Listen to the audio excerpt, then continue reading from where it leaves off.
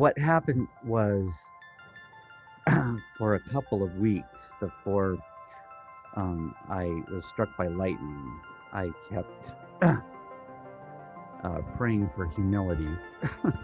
So I think that's a lot of what happened. I think it was um, I needed to be on this path because when I was an actor, uh, it was all about me, and now it's all about everyone else. How can I help? How can I be there for somebody? How can I give them closure? How can I bring messages through from the other side to them? How can I explain to them how they came into this incarnation with things from past incarnations, and I can actually see the things that happened in the past incarnations sometimes to bring it through and show them what's going on. And that was a difficult thing because I was a born-again Christian, and some people saw me as a prophet and some people saw me as Satan.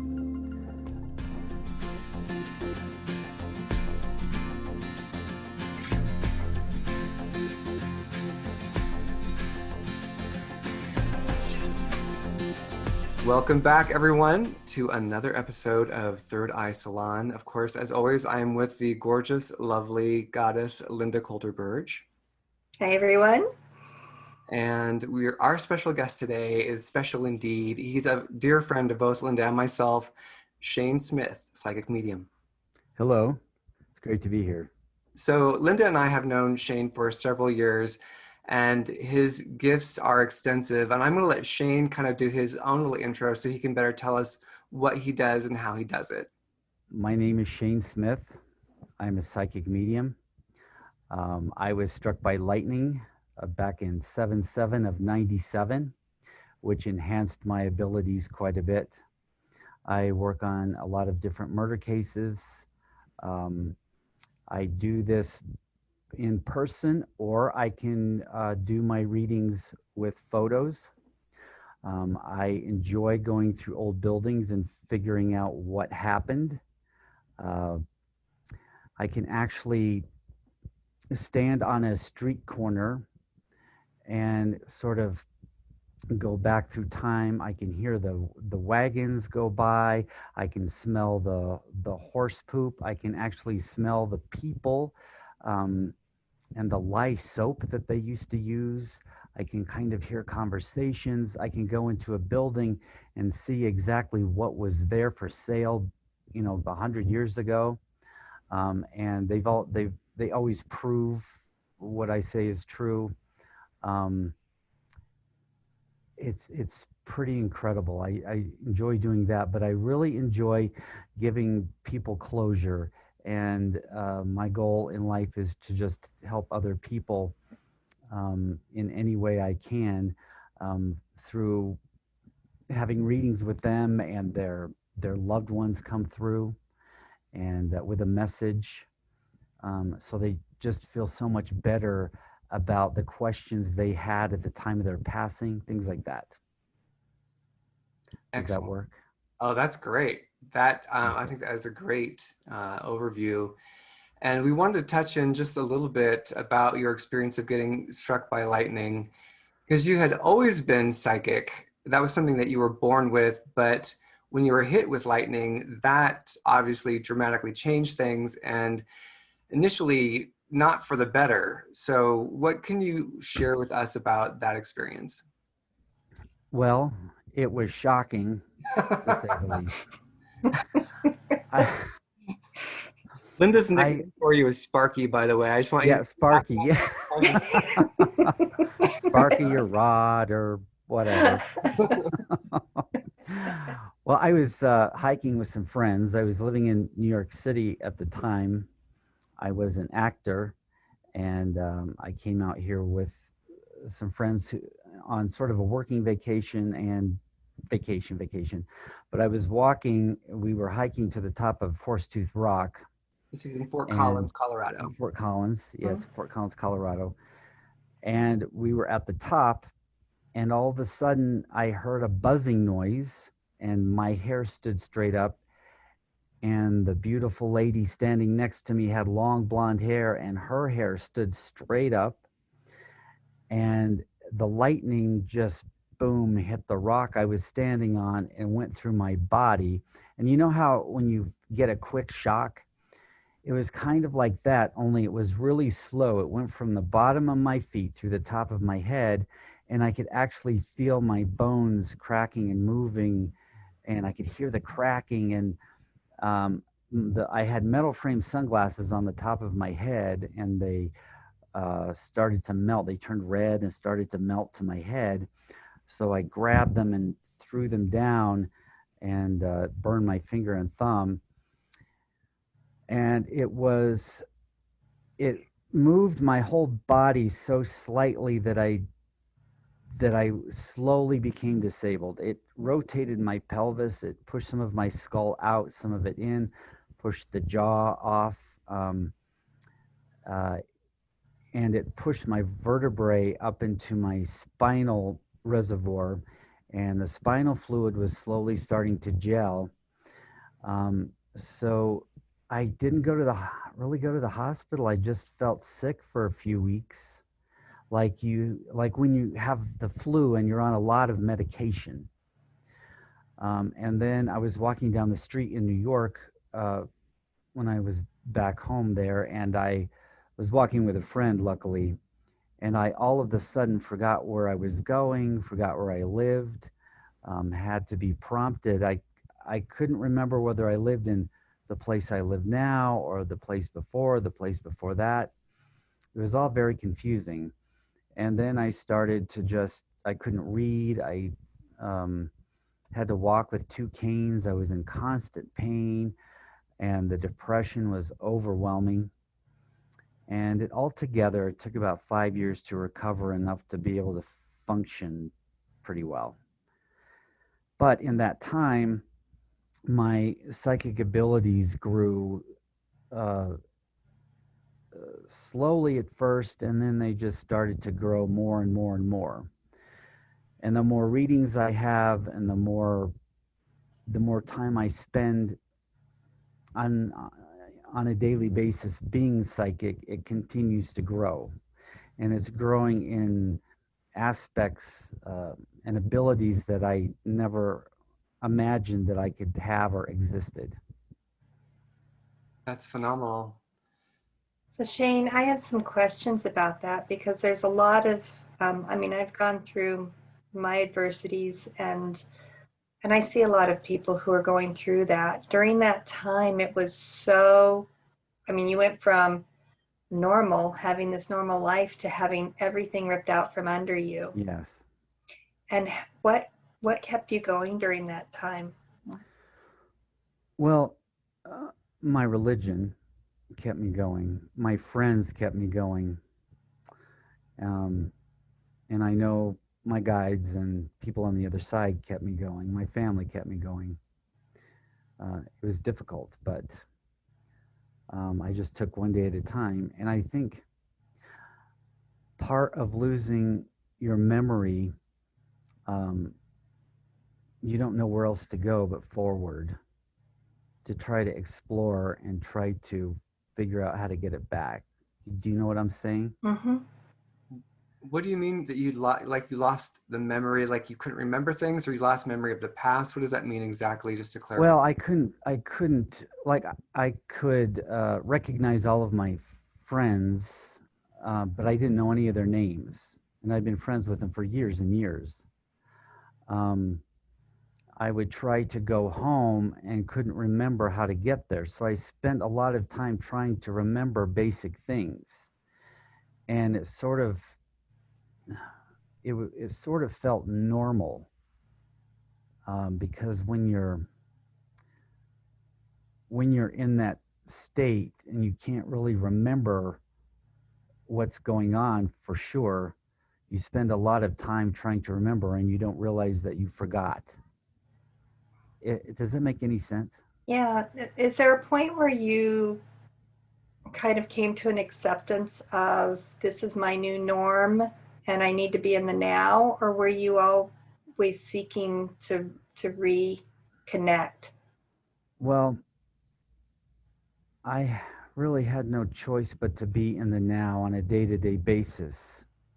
It was difficult because I didn't want to be here.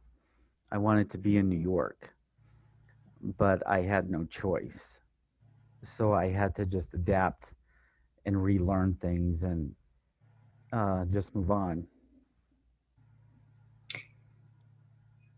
I know I had my deepest pains,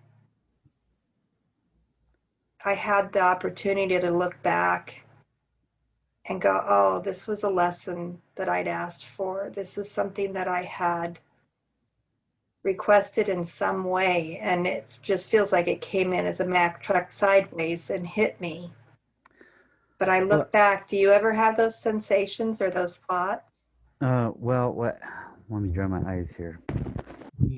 What happened was for a couple of weeks before I was struck by lightning, I kept praying for humility. So I think that's a lot of what happened. I think it was um, I needed to be on this path because when I was an actor, uh, it was all about me, and now it's all about everyone else. How can I help? How can I be there for somebody? How can I give them closure? How can I bring messages through from the other side to them? How can I explain to them how they came into this incarnation um, with things from past incarnations, and I can actually see the things that happened in the past incarnations sometimes to bring it through and show them what's going on. And that was a difficult thing because I was a born again Christian, and some people saw me as a prophet, and some people saw me as Satan. It was very hard to juggle. Um, but the more I'm able to reach across the bridge to the other side, I can see the truth and kind of have more of a better idea of what's man made and what isn't. And by So, man-made, you mean like in terms of what has been constructed as truth versus the real truth behind the construction is how I was. right, right. Um, the Bible, for example, people see it really surfacey, where there's a lot more depth to it, and I really see that things are have been construed by man. I mean, they've been Misconstrued. confused and misconstrued, um, and it, it's it's just at such a deeper level than people can really see it unless they're looking. You know what I'm saying?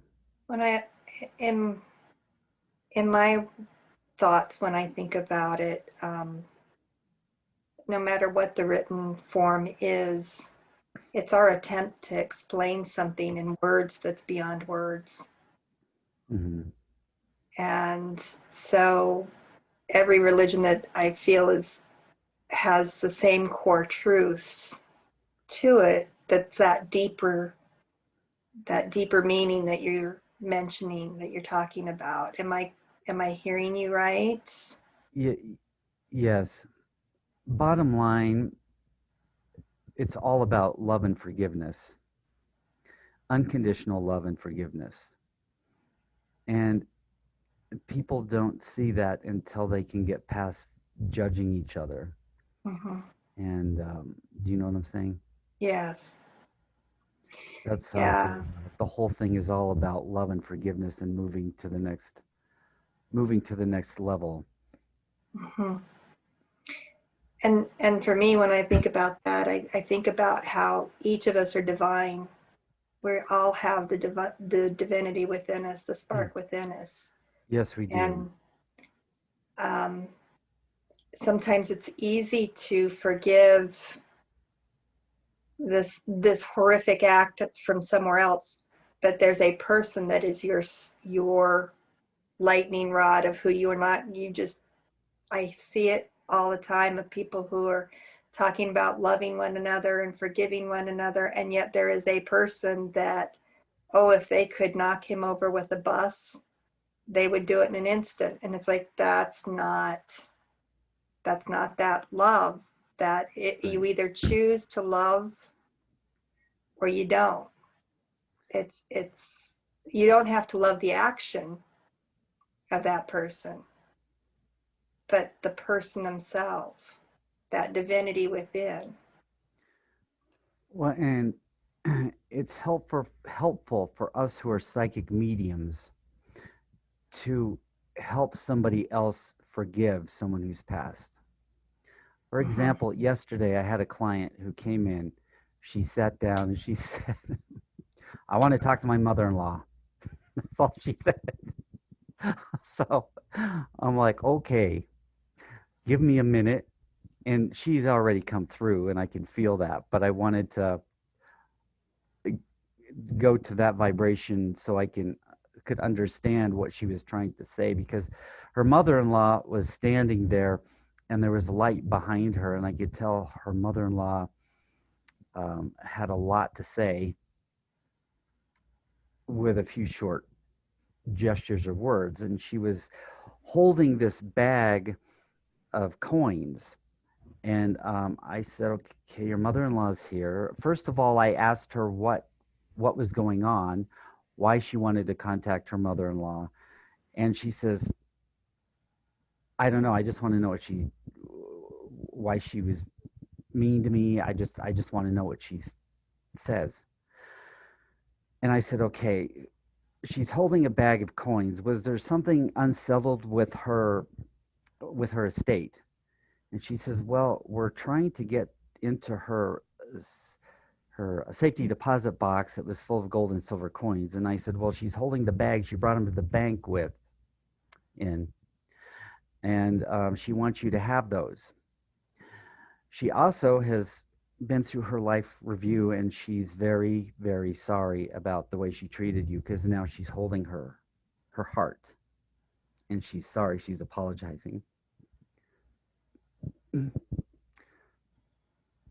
Sorry, it's it gets emotional for me when I'm with the client, because I can see and feel everything that's going on.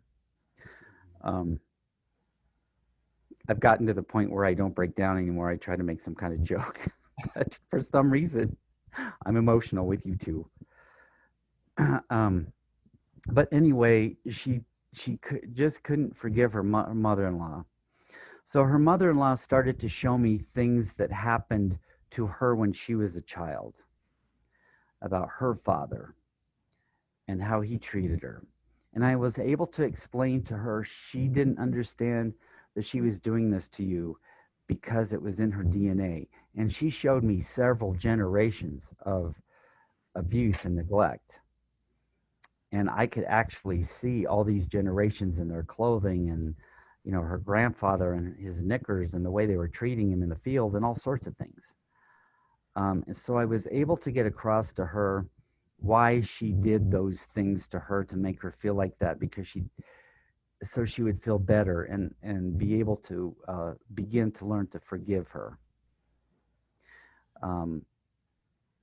So it's very important for us to make those connections to heal people, so they can learn, so they can forgive and love completely, so they can move on and not have to come back here and do it again. Yeah, it's really, I know, again, with my background, I was murdered in my last life, and I remembered it as a child, and I came back. I basically said, screw all you, I'm coming back, and just didn't do any processing till I got here. And until I was able to do that forgiveness, I, it was eating me alive, literally. Oh gosh. So to have that relationship, I know for me, one of the things, it's interesting you said judgment. One of the things that I found was a recurring theme in my life was being judged and judging. And that is something I'm healing. And so I appreciate you saying that, and appreciate you having a mission of forgiveness, of helping people forgive, because the lightness I felt afterwards was immense. And it actually Absolutely. empowered me to take back my life. That's great. And And I also, think that's what you're doing for people. thank you. Um, and I want to bring back a little bit of how do you think, with people and forgiveness, how does fear play a part in that? Is are they acting from fear when they're not forgiving, or is that a different element? Well, I believe it's all based on fear. For example, this woman's mother-in-law was afraid of losing her son because she had lost this person and this person.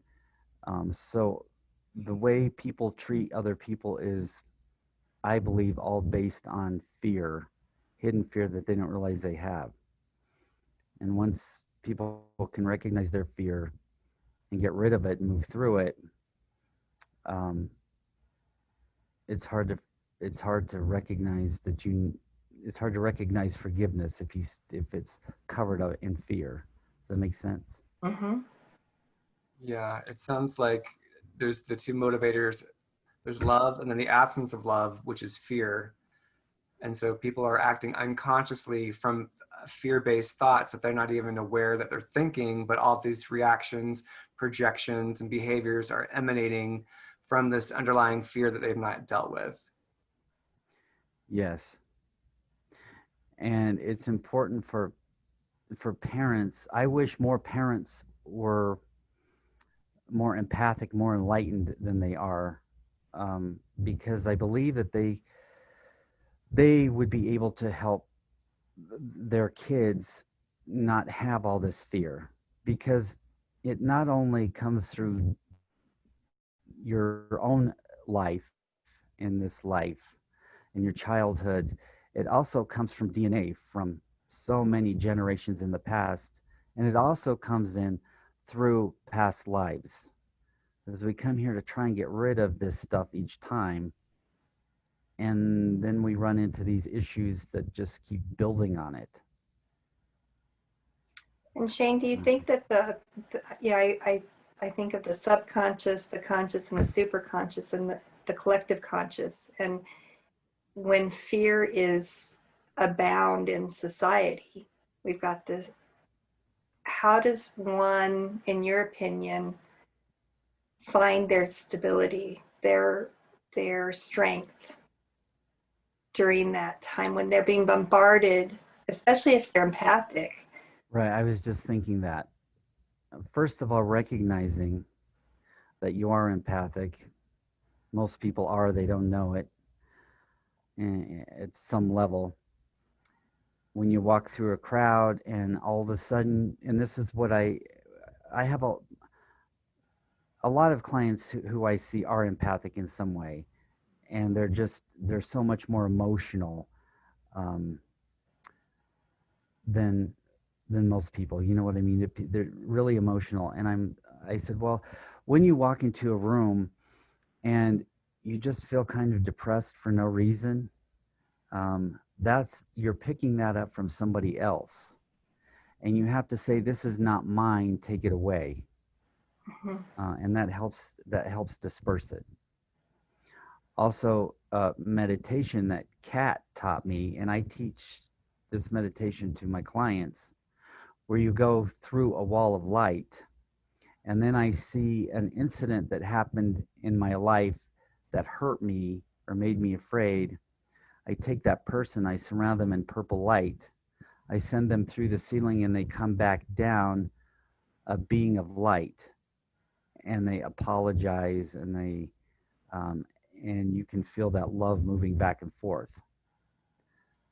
Yeah. There's just a lot of tools to help people get through fear. Just to expand on that, if I can visually, that meditation about walking into the wall of light, and then you let yourself be in the wall, you let yourself Yes. be in this resonance field of endless light, and whatever needs to come up in your consciousness that's ready to be processed, ready to be released, you're just with yourself until that comes up for you. And then, like as Shane was saying, like you would, if it's related to a loved one or your childhood or whatever, you let that person show up and you say, thank you for the lesson. I bless you. I love you. I release you, and I integrate the lesson, and I let go of the pain.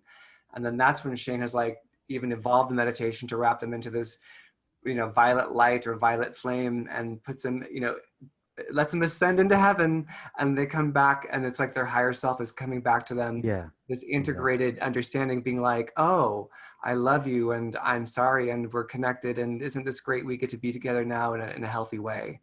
Yes, exactly. And then that way that those old feelings and thoughts disappear and leave room for love and light to come in, so you can progress in the things that you desire in life. Mm-hmm. Kat taught me that, everybody. Yeah, Kat's pretty amazing. Yeah. Thank you. Well, I'm going to go back and shift a little bit on fear, because you're stepping into a realm that I'm like, I look at you and you're where I'm heading. You're and so I have clients that I work with across the country via Zoom, Mm-hmm. more in a coaching aspect where I pull in my abilities to help me coach them. Mm-hmm. You have created the next step of owning your powers, owning your abilities. Um, for me, I deal with imposter syndrome. Who am I to do that? That's my fear. Who am I to do that? Who am I? How do I know that what I'm saying is true? For you, as you were going through this process, did you ever deal with that? Or did you always know? Um, I'm not exactly sure what you're explaining to me. So you're stepping into, you have stepped into, and being a psychic, working with people.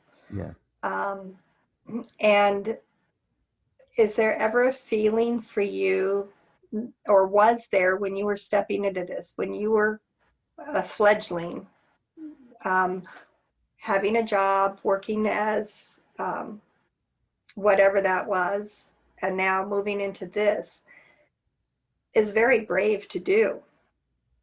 Well, thank you. It's completely shifting, especially when you came from a born again Christian background where people were judging you. Mm-hmm. Did you ever have that self doubt, that Oh, feeling all the of time. imposter? All the time. And I still do at times.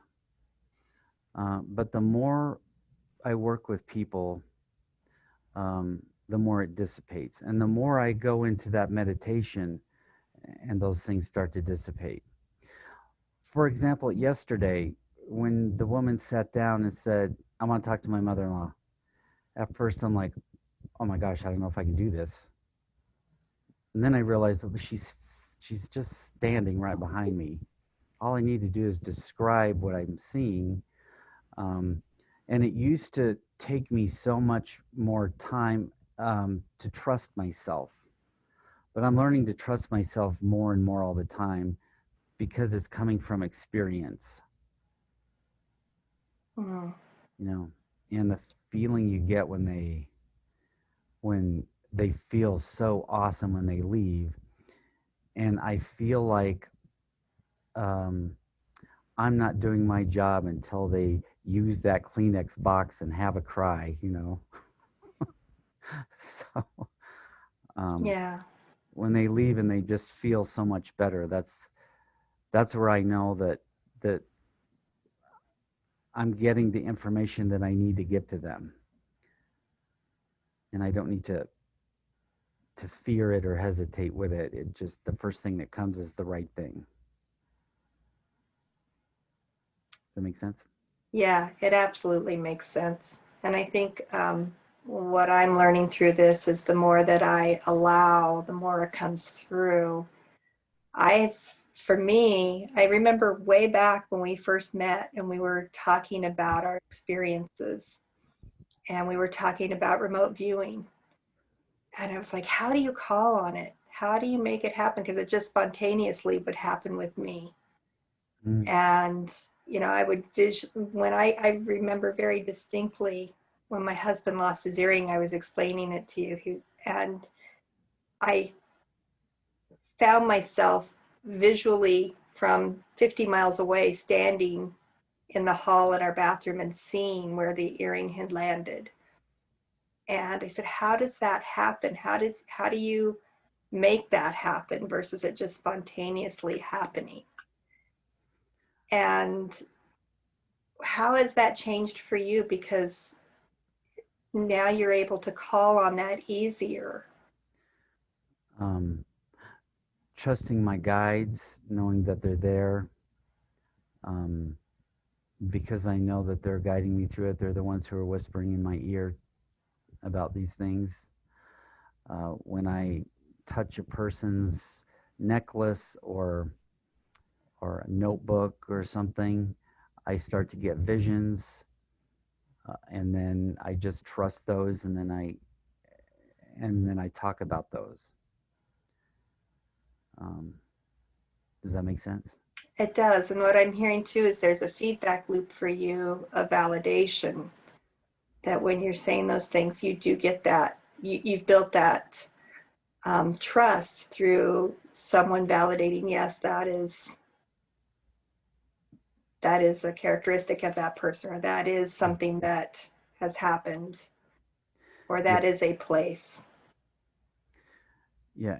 Also, being clairvoyant and in knowing, you just know something, Mm-hmm. and sometimes, and I've gotten to the point where people say no, that's not right, and so I'm like, oh my gosh, I made a mistake. That can't be right if they say it's not right. But now I look at them and say, yes, it is right. Let's look at it a different way. Or let's wait a minute and talk about this. Well, for example, yesterday with this client, your mother in law is carrying a bag of something jingling. Oh, I don't know. She's never carried a bag before. And then we talked about it further, and come to find out is the bag she carried the coins to the safe deposit box with, so Mm-hmm. eventually it goes from that's not right, I don't know, to oh yeah. So you just have to trust what you're seeing the first time. Yeah. I had a client uh, last fall from New York. I love New York clients. They're my favorite. Uh, this woman sent me a whole bunch of photos and didn't give me much information. She sent me a photo of her nephew that she loved dearly, and had a vision of his face, his whole head wrapped in plastic, so he couldn't breathe, and he died. He committed suicide that way. And my first thought was, that can't possibly be right. Why would someone put plastic over their face? And then when I asked her how he died, because I could see him on the other side and him sort of being stuck here still, she says, well, he wrapped plastic around his face. Um, so then that was just one more incident when I learned to trust your first vision, your first instinct. I Yeah. have had a teacher that said um, to scribe, don't define. To to Mm-hmm. to not try and label something, but to simply tell them what you're seeing. Yes. And I think that's a really good example of it, and being afraid to say what you're seeing. Yes. And And it's especially hard um, when someone's child has been murdered, Mm-hmm. or committed suicide, and I'm there to figure out, did they commit suicide? Were they murdered? How? And then I start to feel what happened. If a person was beaten or raped, I can physically feel that, and I'm able to describe it. that's intense. I just want to It's ask, very intense. hope with having to relive someone's abuse before they died. How do you manage that for yourself? Well, I tell myself it's not mine. They're just showing me what happened. And with our senses to feel, smell, touch, uh, I can feel all of that. But I know it's not mine, so I'm able to separate it. And and it's the hardest thing to do is to tell that parent um, that their child was murdered, or they are indeed dead, or they committed suicide, and this is how. Um, there's a community in Missouri where I've had 4 different clients who have dealt with the same uh, group of police, and those police are not doing their job. They are, um, and I'm kind of glad for I'm glad for what's happening today in the with the police, because there is, through my abilities, I have seen a lot of corruption in the police force. All of these, all 4 of these clients, the police said, well, they had a drug or alcohol background, so this was clearly a suicide. So they would walk through the evidence and mess up the evidence and everything else. I don't know whether they are stubborn or not trained or just stupid. It's ridiculous the way they handle these cases. So then, in a couple of incidences, the detective will come in and say, "Well, the police have screwed up all the evidence," and I will say, "Well, there's some evidence here. This is what I see. This is what happened. He raped her on the bed, and then he beat her in the bathroom, and blah blah blah." And I'm telling the parent this. Mhm. Mm. Mhm. But I'm getting to the point where I can not be so emotional about it. But it is, I do feel it, and it's not mine, so I have to But push it off. I imagine you're also feeling the parents at the same time. So you're Yes, being bombarded by emotion from the incident and in the telling of it from the emotions of the people absolutely. around you. I've had mothers just scream, Yeah. but they have to know it. This is not an easy path that you've chosen. No, it's not. I'd rather go through an old building, and say, oh, they used to sell, um, you know, butter churns here. And it's fun. It's easy. It's not quite the murders, but I do enjoy just having regular clients. But most of the time, they have someone who comes through. Um, so I don't work with, not everybody that I work with is a murder case, but some of them are. But we are finding out through these, either the police are involved in some way. I had a client once where the policeman, um, uh, the the girl was murdered by this guy. We actually, I saw the vision of where she was murdered and how she was murdered, and felt it and everything. And I described the place. We went out to the place, and it was exactly as I described. She was hit in the head with a gun. It was tossed in the water over here. Um, well, her boyfriend murdered her, but the sheriff's uh, daughter was involved with her boyfriend at the same time, and she was involved in this whole thing. So the police, the sheriff, he refused to look for the body or anything. So 9 months later, they found the body exactly where I said it was. But I told this to her mother, I was working with the family, but oftentimes the police are either involved or just dismiss it for some stupid reason. Like they don't want to deal with it, or I don't know, whatever. It's frustrating.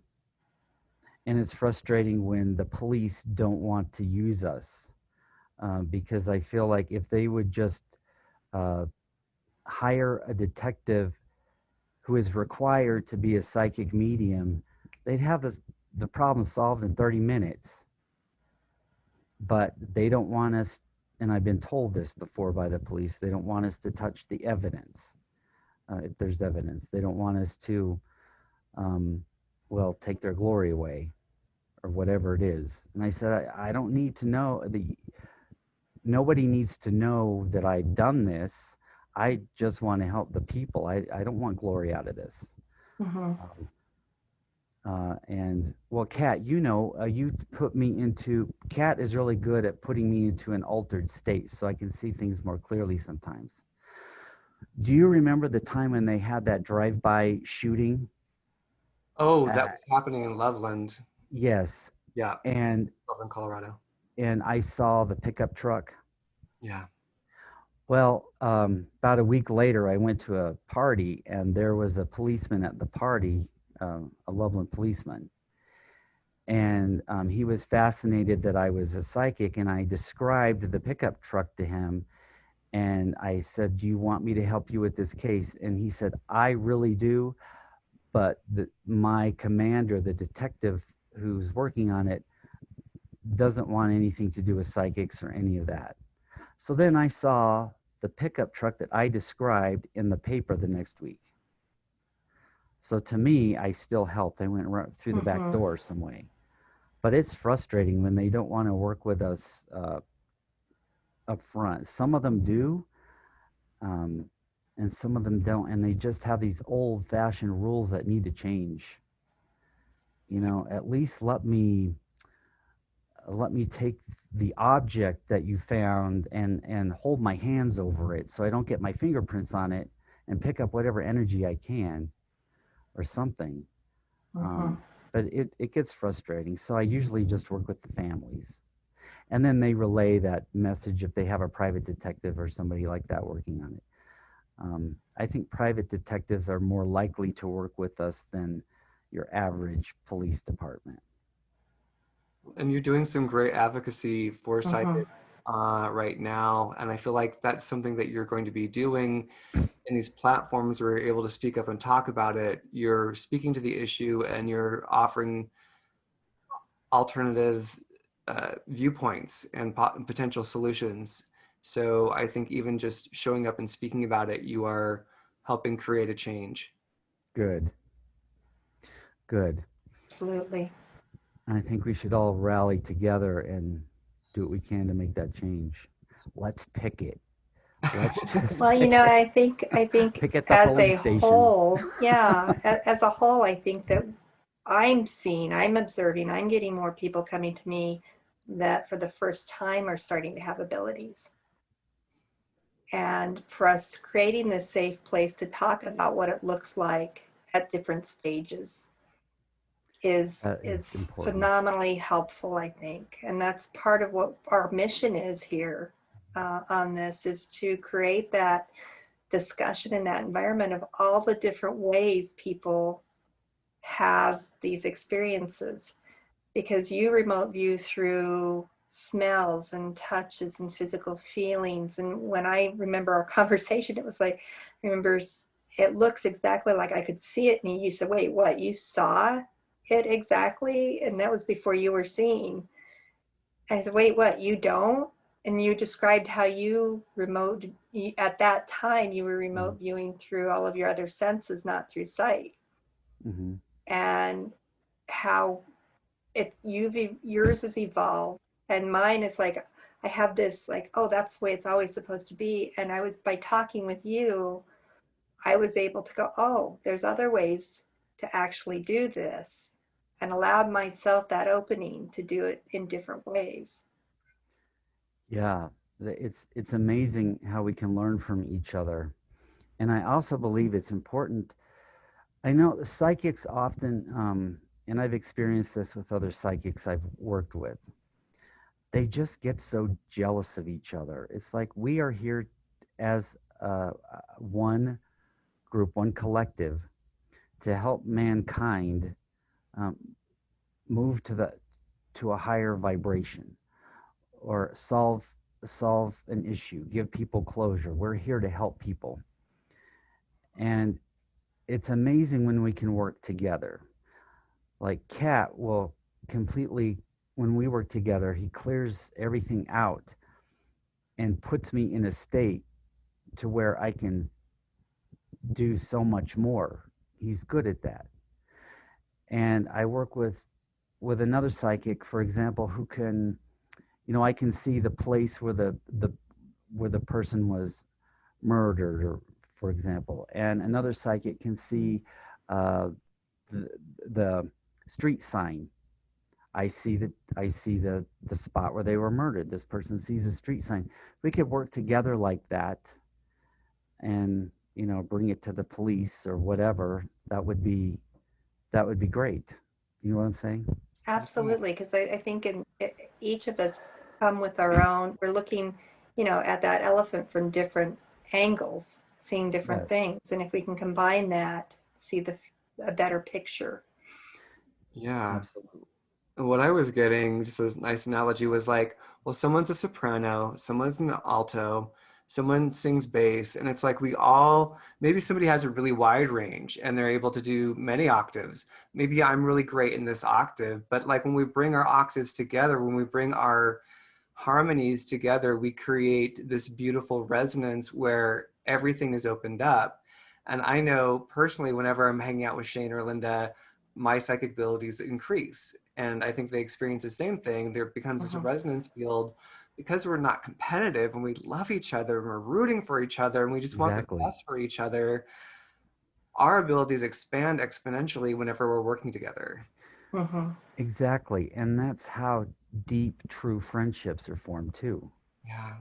If you're out there jealous of each other, and it's just ridiculous. I worked with a psychic one time, and we were on a murder case, and the person was clearly poisoned. This psychic saw the poison in sweet tea. I saw it in a cup of tea. Together, we figured out that it was antifreeze.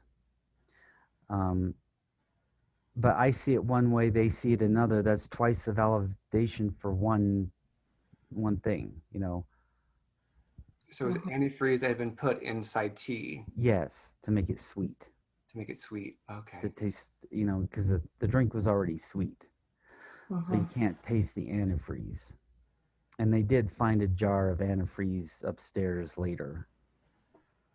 Um, but I think it's important for us to work together.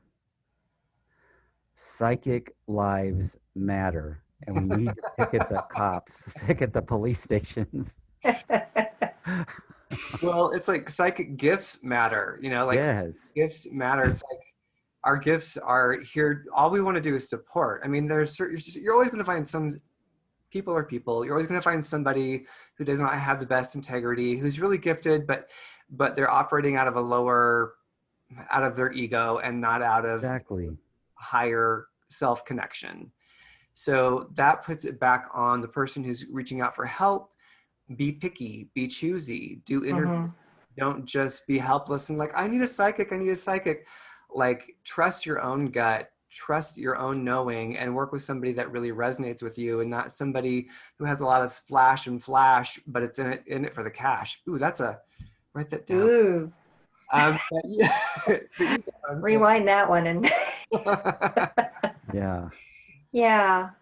Well, and I think also finding the right, you know, what are you looking for from the person? You use your gifts completely different than I use my gifts. Hmm. You know, mine is still geared towards coaching, and yours is geared towards closure and moving forward. And, you know, being able to understand what you're looking for when you're looking for a psychic, when you're looking for someone to help you. Yes. Um, I think that's really important. And I think every single person has intuitive abilities. And if they're, I call it spidey sense. If your spidey sense is saying something's not right about this situation, listen. Yes, Listen exactly. very clearly, no matter what that is. And that's whether you're seeking advice from someone. Yeah, I know I've gone through, I personally have a hard time going to psychic fairs because I feel like I've been slimed. So, I feel strange in those too. do you? Yeah, but I know I'll go, I'll try, I can go past somebody, go, nope, nope, nope, nope, yep, oh, Exactly. there we go. Yes, exactly. And, um, and that has, I don't know how many times I've had somebody say, oh, you need to go see this person. And they'll do the reading and I'll write everything down and go, great, here you go. This was actually yours, you know, because it'll bounce back and they're actually giving their own reading. Wow. That's It's, pretty awesome. it's pretty wild that's Yeah. happened. But, you know, it's like, at first it's like, this isn't right. This isn't, you know, and it's like, okay, just keep going with it. This isn't, you know, and everything in me is saying this isn't right. And then the pieces start coming together. It's like, oh, You're like Yeah. being a psychic mirror in that I'm moment. being the psychic mirror for them, writing down their own, wow, this is cool. And it's happened like 3 times now where Gosh. it's like, this is, it took me a bit to figure out what was going on. Now it's like, oh, I see what's happening. Okay, you know. Yeah. And I when I go to a psychic fair, it's funny how we can pick up who we resonate with and who we don't. And that's it's like right away. You can just walk by this person, that person. Oh yeah, you're the one. Mm-hmm. Do you have a second to do my reading? You know. So that brings us into a great question that I know Linda had brought up with me when we were talking about chatting with you, which was when people are coming into their gifts and they're like, you know, for sure myself, there's a long standing history of me denying my gifts and then learning how to embrace them and learning how to trust them more and more. What is your advice, Shane, when people are starting to admit that they have gifts and talents? And I know Linda has, you know, clients are coming to her that are coming into their own. I'm seeing this on social media engagement. What would be your advice, tips, or wisdom to share with people who are starting to realize they have gifts and coming into them? Well, not to fear them, to embrace them and play with them. Um, and I know religious background and all that often brings in fear with our gifts. Um, and also they don't understand how to work with their gifts. They have no idea what to do with this. And as more seasoned psychics, we can we can show them different ways to work with their gifts. For example, I have a really good friend. Um, he is very gifted. He will be driving and he'll just know that there's a policeman over the hill that nobody can see. So he'll just slow down. Or he'll feel that he needs to call somebody and just call them. And he doesn't know what to do with it. It's very frustrating for him. So we try to figure out where his gifts are better suited. So I took a pendulum and I had him, hold it and tell it yes or no. Yes, yes, which way for yes. Um, you decide to ask it which is yes and which is no, and it just shook. It just shook. It didn't go anywhere, and it frustrated him. And I said, "Oh well, you have a you have a different sort of gifts. You just need to tell it where to go." So he said, I said, "Okay, tell it to go from your chest out." And he did it, and it just started moving really, really hard. So it's just you have to help people decide where their gifts are, whether they're uh, telepathic, um, clairvoyant, or whatever it may be. Mm-hmm. You help them decide, and I think it's important for those people to be in a group with other psychics, Yeah. um, so they can say, "Oh yeah, that's what that is." When I met you, when you started that psychic group, I learned so much, and we all learn from each other. Mm-hmm. Oh, that's what this is. Oh, you mean people? Not everybody can see spirits their whole life. Isn't that normal? Yeah. Um, so it's important for them to get with other seasoned psychics to help them figure out where their gifts are and help them develop it. And one of the things you said that I really appreciated, and Linda and I have talked on this in other chats we've had, is play. Like Yeah. your friend's so frustrated, but you were getting him to play with it. Like, well, Yeah, try this, try that, because it is this. Oh, and I know that Linda and I have done this to ourselves, where it's like, well, being psychic looks like this, and I'm over here doing this. Well, it doesn't look like this, so this can't be valid. And it's like, no, there's a range. There's a range. Yeah. And yeah, it's not there is. this, that, black or white. You have to give yourself permission to explore and have permission to be wrong. And like if you get a reading wrong, what did you learn from it? It's not wrong isn't bad. Wrong doesn't mean you don't have abilities. Wrong doesn't mean you should give up and never use your gifts again. It just means like, oh, the toddler fell off the bicycle. That doesn't mean the toddler should never ride the bike again or the tricycle.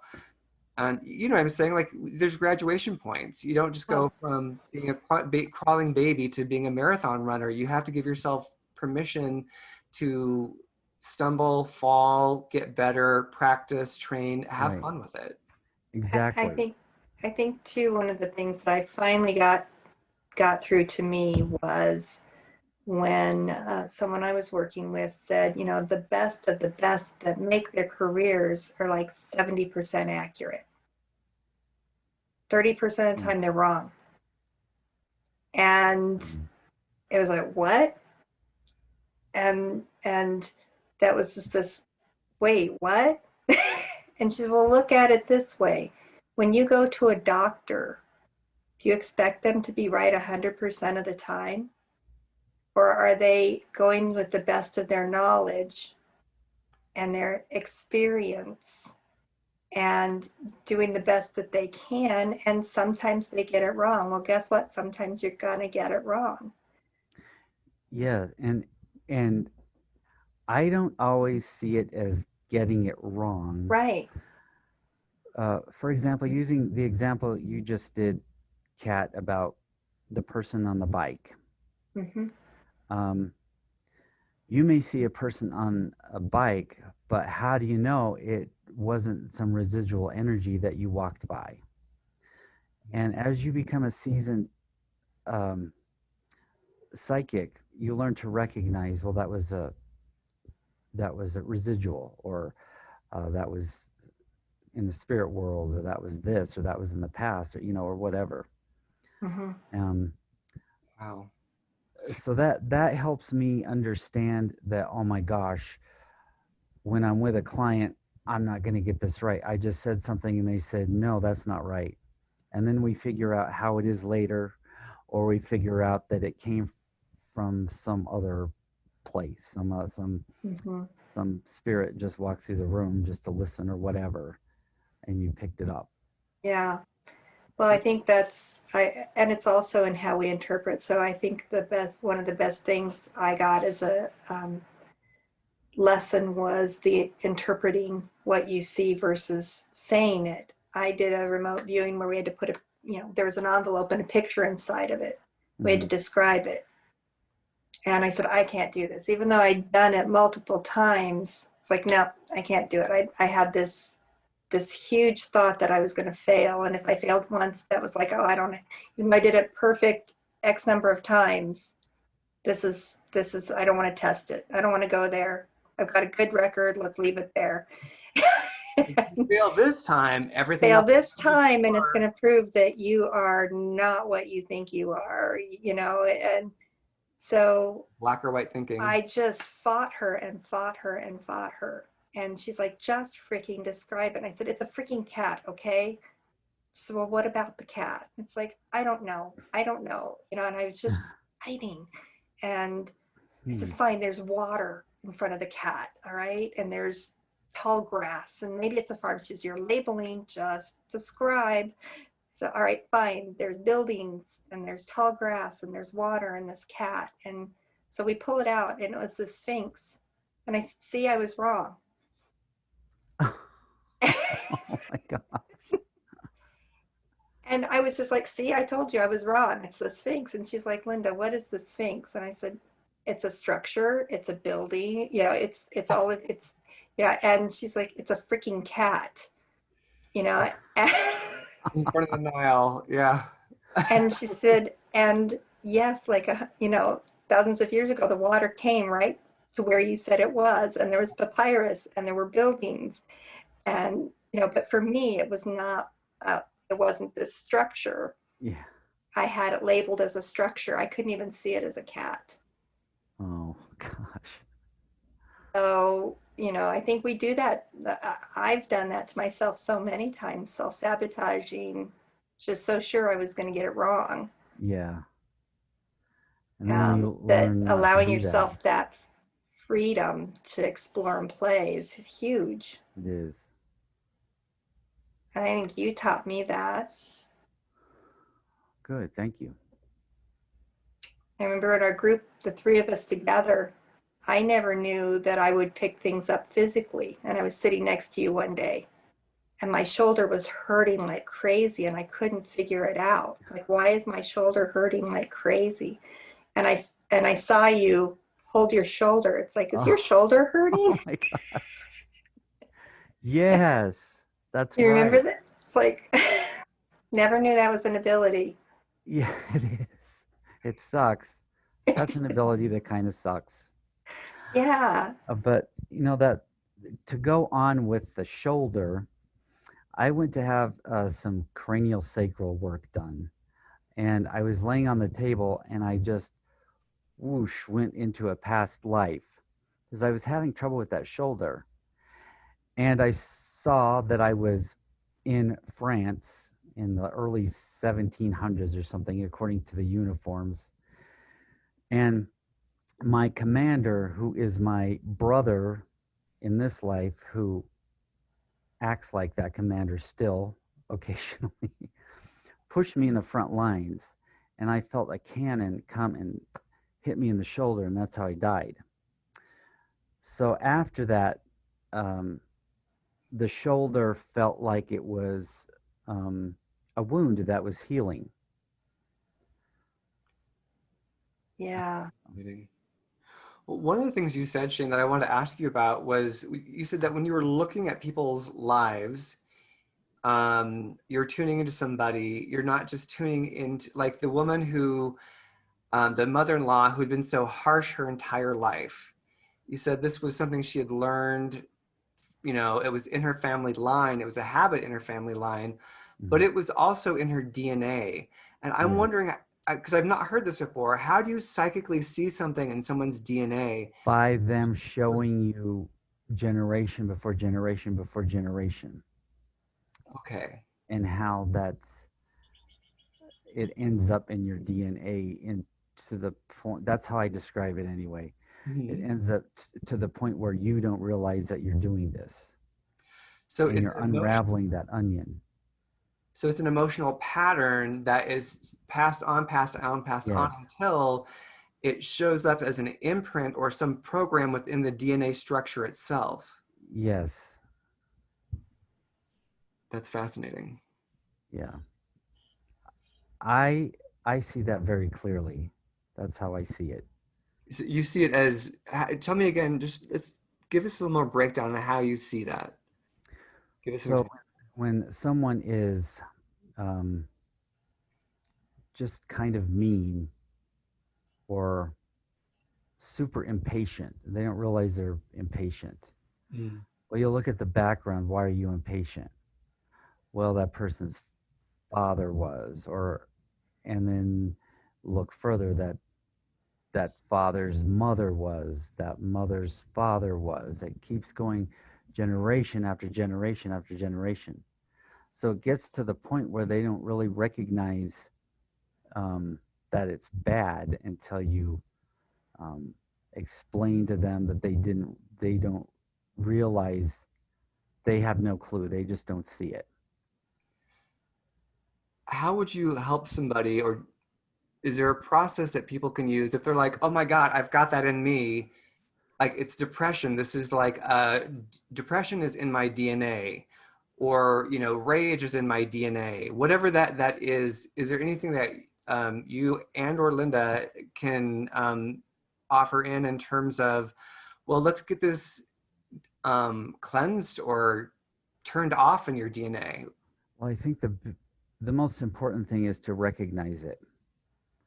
Like with an alcoholic, for example, um, they're not going to get help unless they recognize it. You know what I'm saying?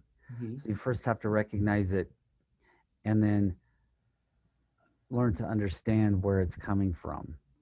Well, oh yeah, my dad was like this. Oh yeah, my grandma was like this. Then you ask grandma, were your ancestors like this too? Oh yeah, you know. Um, you recognize it, and then you work, and then you figure out how to work with it. And honestly, working with it, the way I feel about it is not through medication. It Not helps to us. medication. Medication. It's not. I don't feel that you can help these issues through medication. It just medicates the problem. For example, depression. After I was struck by lightning, I was suicidal, and I was on so much medication, and because of my memory, I would forget that I took it and take it again. Oh And God. pretty soon I found myself bleeding in a park at one point, and had no idea how I got there, or why I was bleeding, or anything. Um, so then I was given about 2 years to live in 2000 if I didn't get the right help. If I would have continued on this medication and not gone to a chiropractor and not gone to have um, cranial sacral and uh, acupuncture and things like that that helped me, I would have died. So I believe that those things can be corrected through acupuncture, through therapy, through things like that, not medication. That just masks everything. The medication isn't to a point where it's a cure. Yeah, Mhm. they've made strides in cancers and things like that, but when I was working with the disabled, I had a client one time who uh, he decided to commit suicide. He was pretty much bedridden. So the way he did it was, I'm going to stop taking all my medication. So the next time I went out there to visit him, he was outside painting his house. You know what I'm saying? Wow. So he thought if I stop taking all of my medication, all my little pills, that will kill me because these pills are keeping me alive.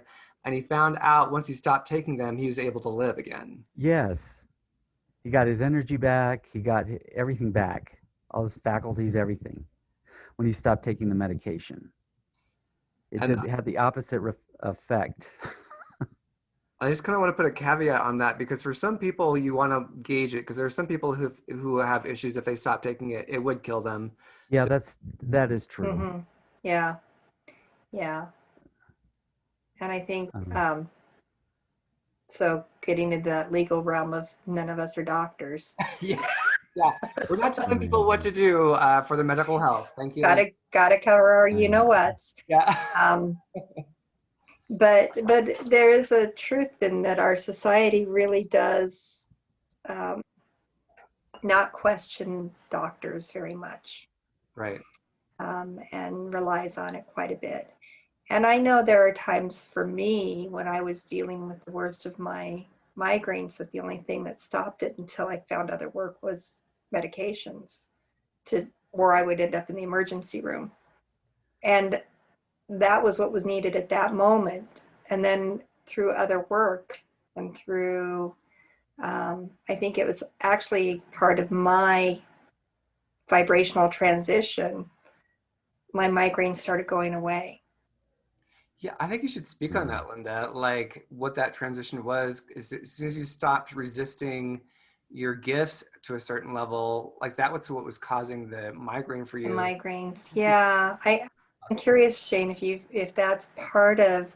So one of the things I'm seeing with people is there are several people I know who have dealt with physical pain of one sort or another, dizziness, um, uh, migraines, and as they stop resisting their gifts, those things dissipate to some extent. Mm-hmm. Did you find that with your recovery? Is that through you accepting some of your gifts and allowing also physical help in different ways, that combination kind of helped shift you out of that pain mode? Um, I don't know if it was so much my realizing my gifts as it was. Um, I think being as sensitive as I am, I do better with acupuncture and with my naturopath and people like Mm-hmm. that. If I take medication, I have all the side effects. Yeah. Um, I think it was just a realization of, well, my senses are telling me that I need to go in this direction to get to heal. I was suicidal, and the medication just caused me to cut myself, and all, it made it worse. Mm-hmm. So when I went and got acupuncture, it dissipated. The depression just left, I and it think comes back every couple months, and then I just go again. And even my memory, because the lightning really messed up my memory. I have memory glitches all the time. I'm always grasping for a word. Um, but when I go and when it gets worse, I go have acupuncture and it gets better. so. That's one thing that I think one of the things I had talked about, or with Kat about talking with you on, was having not only our psychic team but our physical team Yes, that's that important. helps us as Yes. we move through whatever the challenges are, and being willing to accept that help is part of our process, part of our Yes. healing, part of our And moving forward. there's not one person on my healing team um, that's not familiar with or work with psychics. All of them work with psychics. Otherwise, I won't use them because they understand that we're sensitive. My naturopath, when I uh, am doing a murder case, or when I have a client and a whole bunch of people from the other side come in, it completely depletes me. So my naturopath sends me these little uh, pellets. I'm not really sure what they are, but I put them under my tongue, and it rejuvenates my soul and my being and everything. And she's familiar with how sensitive I am, so she works with that. So does my acupuncturist. He knows how sensitive I am. He knows not to put a blanket on me because I'll pick up all the stuff from the person who had it before. All their daily life, and I don't want to see that or feel it. Um, so he knows how to work with me as a sensitive, and my chiropractor even. When I'm doing a murder case, it and I get and I feel them being smacked in the back, my back is out. It physically harms me too. So I have to go and say, I tell my chiropractor, well, my back is out.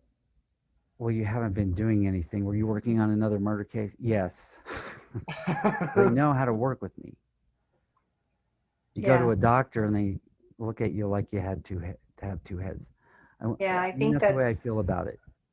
well, I think that's important to finding those people in the medical field, friends, everyone you surround yourself with that really do understand what's happening with you. I know I went through a year of trying to make sure I wasn't going crazy because I heard voice that would tell me things.